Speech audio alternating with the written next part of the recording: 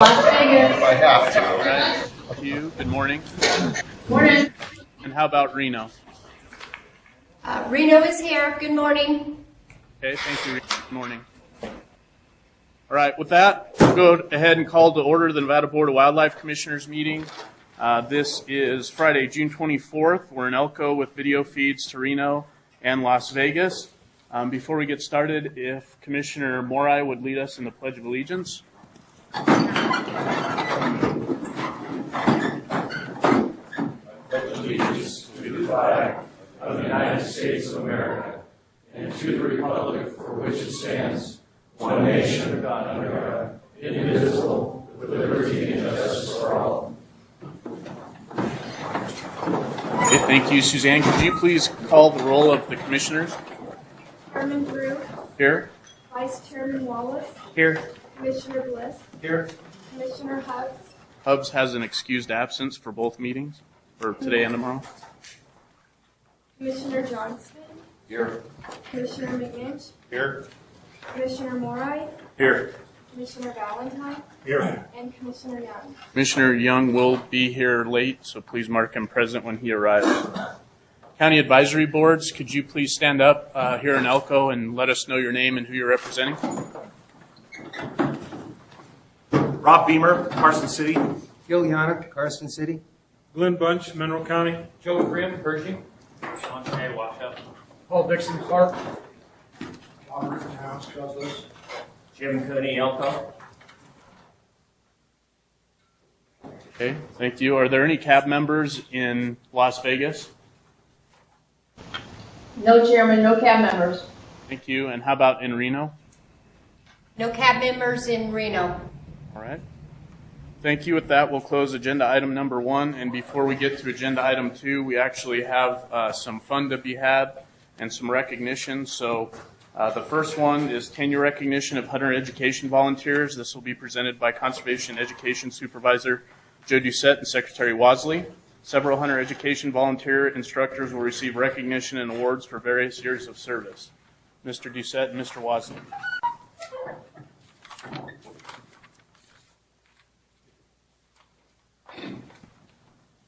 Good morning. Good morning. How are you? Thanks for having us here this morning. Appreciate it. We do our hunter education program, for those who don't know, all around the state using volunteer instructors. The program could not happen without our volunteer instructors. And so I have two of them here who've had a fair amount of tenure. If you guys want to come up, Bob, Jerry. There's a third gentleman who is going to be here, but he's up in Montana fishing right now, so we won't begrudge him that. That's a good excuse. It is. So our whole program totally runs around the volunteers. I mean, they're our match that helps pay for this. They're in these small towns. And these guys, Bob Longcar has been doing it for 35 years. Actually, I think 37 years now. And so at our last dinner, we actually caught up with our recognition with him. He got his 30-year, which is a Thompson centerfire muzzleloader that was donated by Safari Club International. And then he also got a engraved buck knife. And then Jerry Windus, who's a retired game warden, he's been doing it for 40 years. And he's been retired for a number of years. He didn't just do it while he was an Andal employee. And Jerry's been really instrumental. Jerry's up in Wild Horse Reservoir area. He was stationed up there. Now he still lives up there, and he helps out. These far-flung places are really hard to get instructors to. We've had a hard time getting an instructor in Hawaii, and Jerry has always just jumped right in and gotten those guys going up there, and he teaches classes. And Bob's over in West Wendover, but Bob is a retired NDOT employee, correct? And he started out, they lived in, was it Tonopah? Montgomery Pass, and they didn't have an instructor there, and his kids needed it, so he became an instructor, and then as he moved all around the state in all these different places, 11 different places. We had a hard time keeping up with his record sometime. And then Barry Adkins, who started out as a hunter instructor when he was actually a state park ranger for the Nevada Division of State Parks, and then he became a game warden, and he continues to this day. He's been retired, I think, for about 10 years now, and he's in Wells, and he has 30 years as well. So between the three people there alone, we have 107 years of volunteering. I had a number of other instructors. I'm just going to throw their names out real quick. Eric Williams in Eureka, 25 years. Scott Henroyd, Eureka, 20 years. Rhonda Hicks Brown Scott and Eric were in Ely. Rhonda Hicks Brown in Eureka for 20. Scott Giles in Ely for 10. He's a game warden here. Ed Morgan here in Elko, and Jacob Nutting both with 10. And the thing about Jacob is actually, he started out as a junior hunter ed instructor at 14 with his dad, and at 24 has 10 years of service in. So I really want to thank these guys. We couldn't do it without them. And Jerry received a 257 Weatherby for his 40 years, and that was donated by Weatherby as well. So I'd like to give these guys a big hand, and they got all their stuff at their dinner. Turn around so people can see it.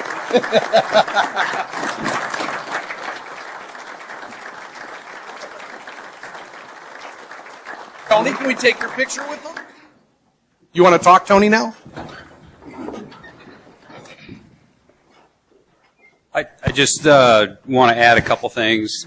Certainly, we've had the opportunity to acknowledge some of the volunteers and talk about how important the volunteer efforts are to the department. And just recently, we looked at all the volunteer hours and what that contributes to the department. And in terms of actual dollars, the volunteer efforts, the dollar value of those volunteer efforts, and then the federal dollars that those qualify for, our volunteers are worth about $2.3 million annually to the department, which is incredibly important. The Hunter Ed program, as Joe indicated, wouldn't happen without these efforts. So not only is there huge financial contribution, but these communities where these gentlemen volunteer their time haven't had those services, wouldn't have those services, and it's really important in order to have people have the opportunity to participate in outdoor recreation, hunting, angling.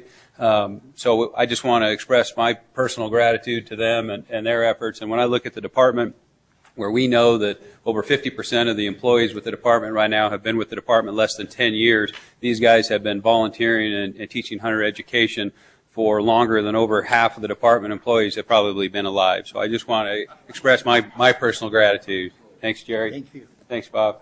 Absolutely. Thank you. Bob or Jerry, you're welcome to say a few words if you'd like.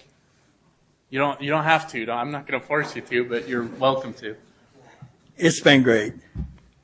I have to be honest. I really enjoyed the time that I put in with the public and teaching them hunter education.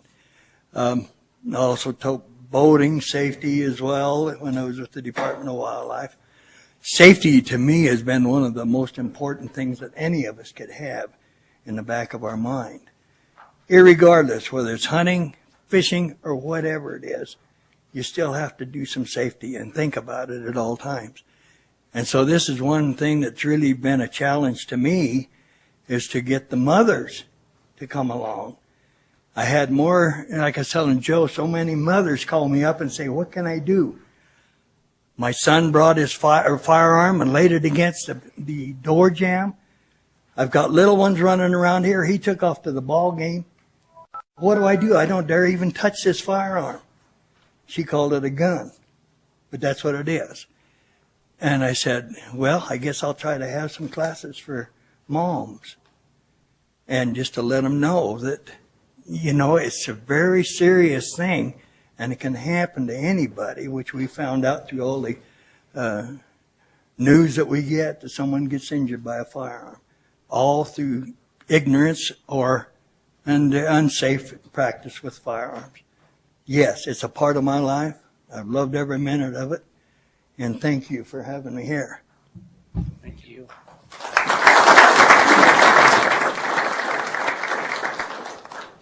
Well, I want to appreciate the time that you guys have taken to do this. A lot of times we feel like we're not reaching out enough, and we all realize that we are under the microscope right now. So the presentation that we have in the public is being scrutinized continually. I also, like Jerry, appreciate and love teaching hunter ed. I've taught in 11 different cities in Nevada. Some of them I've had to travel several miles to do for 2 or 3 kids. But as Jerry would attest, you can't leave the 2 or 3 out.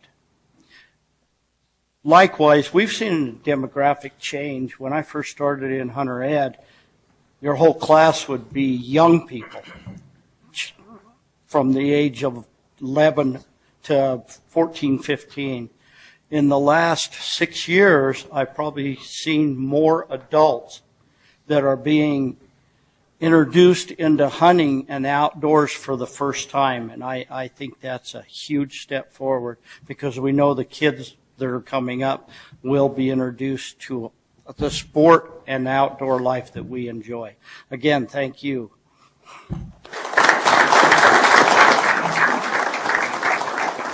And I'd like to say one last thing. You know, I just named a few names today, but those are the ones that actually got their awards this year. I've got another 15 or 20 instructors who have between 10 and 30 years of tenure on top of that. So we've probably got at least 300 or 400 years worth of volunteering. I know Chad teaches down in Eureka at times too, so we really appreciate all of our volunteers' help. And thanks for letting me present to them today. We really appreciate it. Thank you very much. Thank you, Joe. And maybe while we're doing pictures, just a couple words from me. I can't stress the importance of our hunter ed instructors, those that are present here today and those throughout the state. We talked about the safety aspect of it, and that certainly is important. But I think as demographics change and news cycles change and ways of getting information and media and the perception of hunting, fishing, and some of the things that we love go on, and some of the discussions we're going to have here tomorrow, hunter safety really builds the foundation of not only how to hunt and fish, but how to respect the animals, how to respect that privilege, how when they meet our men and women in uniform in the field, it is a positive thing and not a negative thing. And so I can't stress the importance of hunter safety and all that it does for our sportsmen and women, even those who choose not to hunt or fish, just how important that is to our overall structure and management going forward, our history and going forward into the future. So thank you very much. Any other commissioner comments? Okay, with that, we'll move to our next award, Operation Game Thief Award presentation. Rob Beamer with Operation Game Thief will be making this presentation. Mr. Beamer. Thank you very much, Chairman Drew. Members of the Commission, thank you for having me again. It's always great to get out here in Eastern Nevada. We love Elko. If I could just couple, I'm a hunter education instructor as well over in Carson City, and what I find is with a lot of these folks, I think Director Wassley was right on the money there, that these are almost like second careers for some of these folks, right? 30 years of service, 40 years of service, and that's crazy. Almost like second careers for people volunteering their time and taking away from time from their families. And what we've seen is with that involvement, right, we've seen this push for involvement where families are getting involved in that as well. And you heard one of the instructors talk about having more adults now in our class. And when I took hunter education way back when from a guy by the name of Dick Biggs, some of you may remember Dick Biggs, it was all filled with youth. Very few times was there an adult in there. Usually, if there was, they had a little yellow sheet that they had to have signed off by the actual instructor because they had a violation of the field, right? And so what we're seeing now is moms and dads of young men and young women that are wanting to do more in the outdoors. And it's not just about hunting and fishing. It's about, habitat management and habitat conservation and wildlife management and wildlife conservation as well. And even, I think outdoor education has kind of shifted to being more outdoor ethics and conservation. And so we're producing conservationists is what we're doing. And I know you guys all realize that, but anytime I get the opportunity to speak on that, I always try and be an advocate for that. With that, I appreciate you having me. Again, my name is Rob Beamer for the record, and I represent the Nevada Operation Game Thief program, which has been in place since 1987. We started the program as kind of a secret witness program for the outdoors, and we've maintained it up to this point. We give our board is responsible for giving rewards for those individuals that give information that lead to the conviction or prosecution of game law violators. And so I'm proud to say that just over the last 5 years, we have presented more than $10,000 in rewards to sportsmen and just general public. And I will say that more than half of that has come back from people saying, hey, I don't want a reward, I was just doing the right thing. Keep that in your fund and save it for later on. More outreach in the program, that sort of thing. So we're pretty proud of that. It continues on. And one of the things that we do is, we like to partner with law enforcement. And we have some amazing law enforcement officers, as you guys gotten to see in the past when we gave the first award to Randy Lucetti. This year, we're playing a little bit of catch-up. We wanted to recognize Mr. Scott Giles. So, Scott, if you can come on down here. And Tyler, why don't you come on down as well? So I present to you as the commission Mr. Scott Giles, who works over in White Pine County. Those of you that know kind of a little bit about our law enforcement activity, we have a lot of activity over in White Pine County. You're a pretty busy guy, right? And one of the nice things is that when we go and we look at who we want to give this award to that we created, we actually go out into the community and we talk to community leaders. We talk to one of our guys went into a barber shop in Ely and said, hey, do you know this Scott Giles character? And everybody had nothing but great things to say about the guy. And so, yes, it was. And so, true sportsmen really appreciate the job that you do, Scott. And I will tell you that everything that we've ever seen from this man has been positive. He had a huge caseload here in 2014 and even more so in 2015. The only thing that separated him from a guy like Randy Lucetti, who's has tenure in the department, is he had some pending cases that in 2014 that didn't come to fruition until 2015. And so I will tell you one of the biggest cases, many of you may know about it, is that big mule deer buck that was killed illegally up in Great Basin National Park.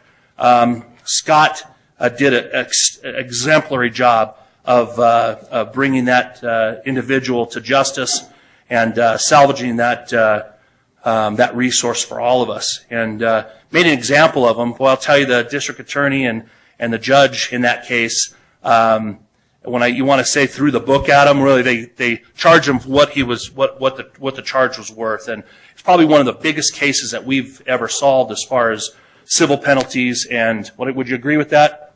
Sure. Yeah, one of the biggest cases that we've ever had as far as civil penalties and loss of privileges, that sort of thing. And the judge in that case and the district attorney in that case really supported the judgment and the recommendation from the warden on that. We wish other people in those positions across the state would do the same to salvage our resources.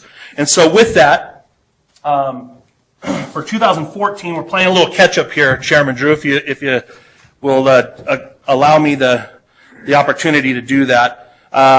We'd like to present Mr. Scott Giles with this certificate of appreciation for a job well done.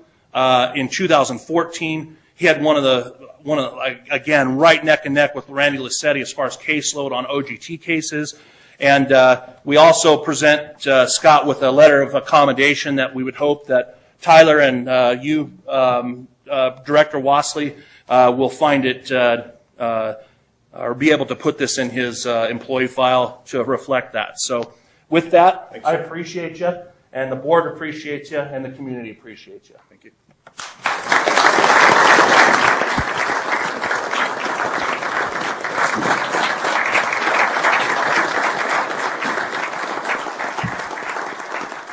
All right. So don't go away, because we have one more. Like I said, we're playing catch up.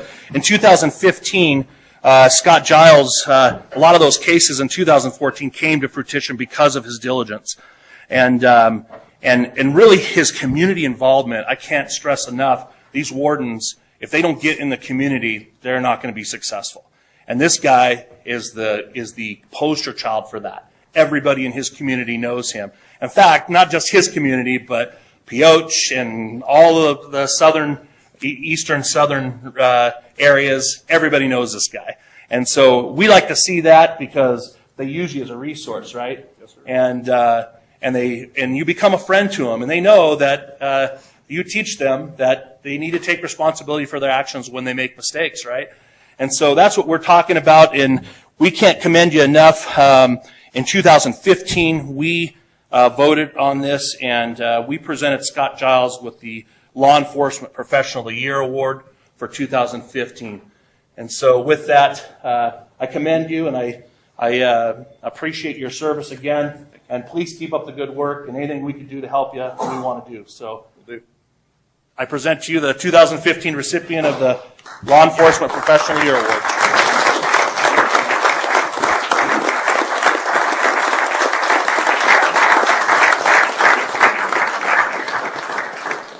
I think Tyler has some things Tyler, to say. go ahead. Yeah, Chairman Drew, members of the commission, I would just reiterate what Mr. Beamer had to say. We've gone through, as you guys know, some major turnover in recent years, and Scott's one of those veteran officers that I look to for input on new regulations or casework or whatever. Like Rob said, when you look through the list of OGT cases that come in throughout the year, Scott's name is always in there time after time after time because he's got a busy resource area with a ton of animals. He's got some bad guys, and he's got rapport with his community to where people do call him when there's an issue. We in our profession, you have these cases once in a while that come up that's like, wow, I got this really big case, and it's a big deal that you have. Case of the career. Scott has those year in and year out. Major big game poaching cases. He's got one that he's working on right now that you guys will be able to hear about in a couple months. That's going to be a big deal. So I'm just, I've been proud to call Scott a friend for 10 or 12 years now, and he's one of my veteran officers that's helping us get through some turnover. Here in another couple years, he will have been a field training officer for probably half the wardens in the state by another couple of years from now. So I'm glad to have Scott and rely on him a lot. Thanks, sir. Scott, if you'd like to say something. Was there some? Sir? Congratulations. I'd just like to add, reiterate some of what Chief Turnipseed said. When we currently look at our law enforcement field warden staff, we have 6 vacancies, and when those 6 vacancies are filled, half of the field wardens will have been filled in the last 2 years. So roughly 50% of our field staff will have less than 2 years in law enforcement, and it really speaks to the importance. We heard that Scott's got 10 years volunteering in hunter education. We heard that he's been a field training officer.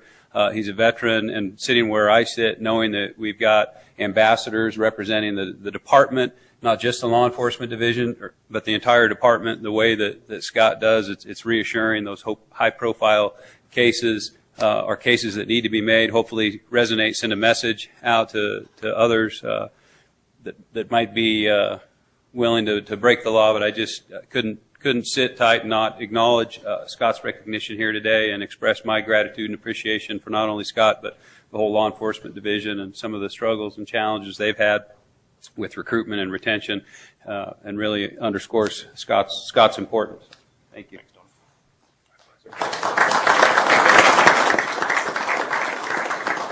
One of the things I like about Scott is he's a man of a lot of action and few words. So we're not completely done embarrassing him. And I'll tell a story, and he's not going to know this. This will be his first time learning this story. But when I was a seasonal with the department, I did a summer at Kurt's Wildlife Area, and Scott had been there a couple of years ahead of me.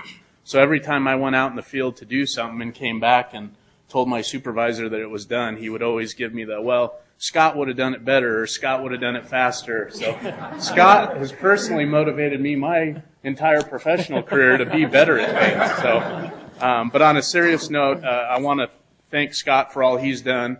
Obviously it is a very important resource area. I think you're a tremendous ambassador for the state, for this agency, and for everything that sportsmen do. But also really good to see the other law enforcement folks in the room today again. We could spend probably hours on end at these meetings really acknowledging and awarding the folks who do great things for our agency, for our heritage, and for our wildlife. And so today's a real important day, and thank you to all our law enforcement officials. So thanks again. Anything else? Okay, with that, we have another presentation of the Wayne E. Kirch Award. I'll be handling this one, so if Miss Carol Evans would come up to the podium with me.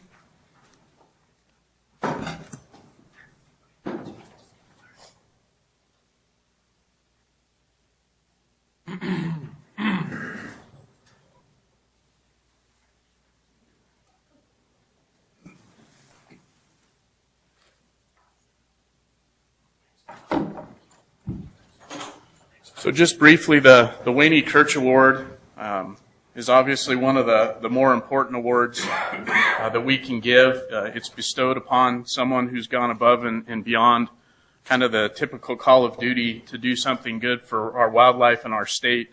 And I think Carol embodies that. I'm just going to read a quick paragraph from the nomination award here to give you a little bit of a background for those of you who don't know. Carol Evans, fishery biologist with the Elko BLM, has spearheaded cooperative grazing management and watershed restoration efforts in the Maggie Creek Basin and Susie Creek watershed to recover habitat for federally listed Lahontan cutthroat trout. Ms. Evans has forged invaluable relationships and worked to bring tens of millions of dollars in funds and in-kind contributions to help the species. Ms. Evans' quiet style, realism, perseverance, and vision has set high standards for most multiple use managers and made her hugely successful, though she would never take credit herself. Ms. Evans has motivated a generation of resource managers no matter their discipline. I can tell you from working in a resource field on a day-to-day basis that the federal land management agencies can be extremely difficult to work with. But once in a while you find someone with a true passion, true understanding, someone who's willing to persevere, to go the extra mile to make sure things get done in a collaborative manner. And I'll tell you what, it's not an easy thing to do. And so my hat's off to you for everything that you've been able to accomplish. I can't say enough kind things about how much we appreciate all your contributions. And I would simply end by saying that this award is well deserved. So thank you very much.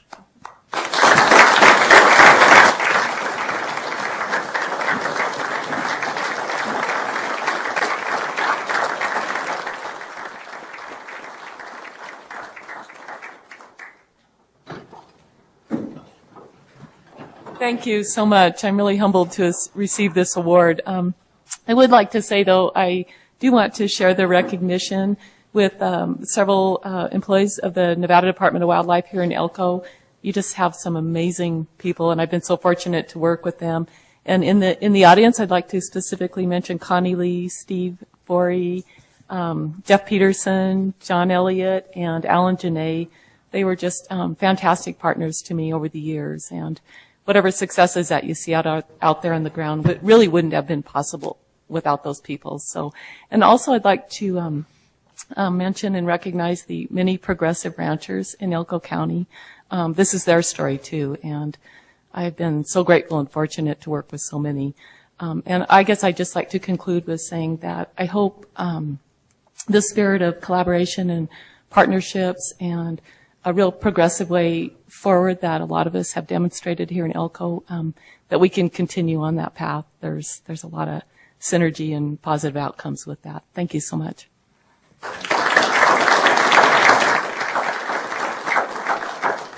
Director Wasley, a couple words from you. Thank you, Chairman Drew.